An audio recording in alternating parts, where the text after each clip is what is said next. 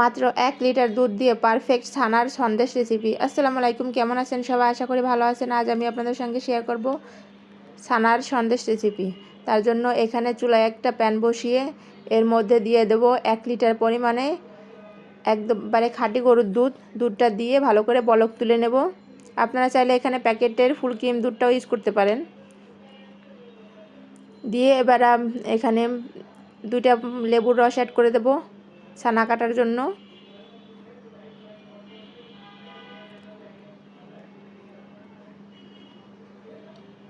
অল্প হাতে নেড়ে চেড়ে আমি দুধের ছানাটা কেটে নেব।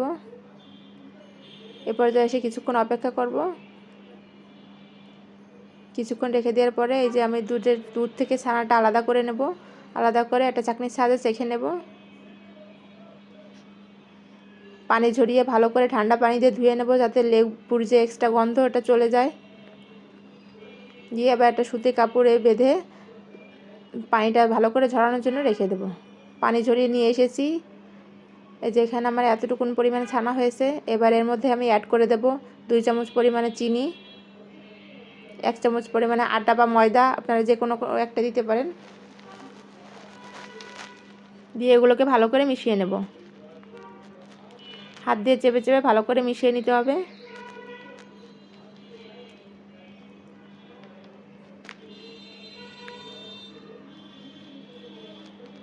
ভালো করে মিশানো হয়ে গেলে এক সাইডে রেখে দিয়ে অন্য একটা পাত্রে এর মধ্যে দিয়ে দেবো 2 চামচ পরিমাণে গুঁড়া দুধ, 2 চামচ পরিমাণে চিনি, সামান্য পরিমাণ পানি। এগুলো দিয়ে ভালো করে মিশিয়ে নেব। মিশিয়ে এর মধ্যে অ্যাড করে দেব একটা এলাচ মুখ ফাটিয়ে। দিয়ে ভালো করে মিশিয়ে চুলার জাল দিয়ে অল্প আঁচে অনবরত এটাকে একটু ঘন করে নেব। ঘন হয়ে গেলে এর মধ্যে যে ছানাটা রেখেছিলাম ওইটা এর মধ্যে দিয়ে ভালো করে মিশিয়ে নেব। ভালো করে মিশিয়ে অনবরত নেড়েচেড়ে রান্না করে নেব কিছুক্ষণ।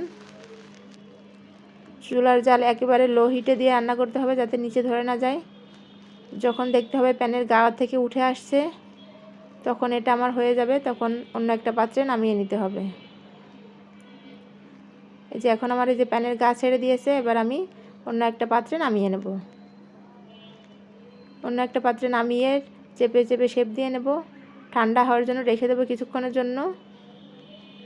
ঠান্ডা হয়ে গেলে পছন্দ অনুসারে কেটে নিলেই হয়ে যাবে মজাদার ছানার সন্দেশ রেসিপি। কেমন হয়েছে অবশ্যই জানাবেন। আসসালামু আলাইকুম, ভালো থাকবেন সবাই। আল্লাহ হাফেজ।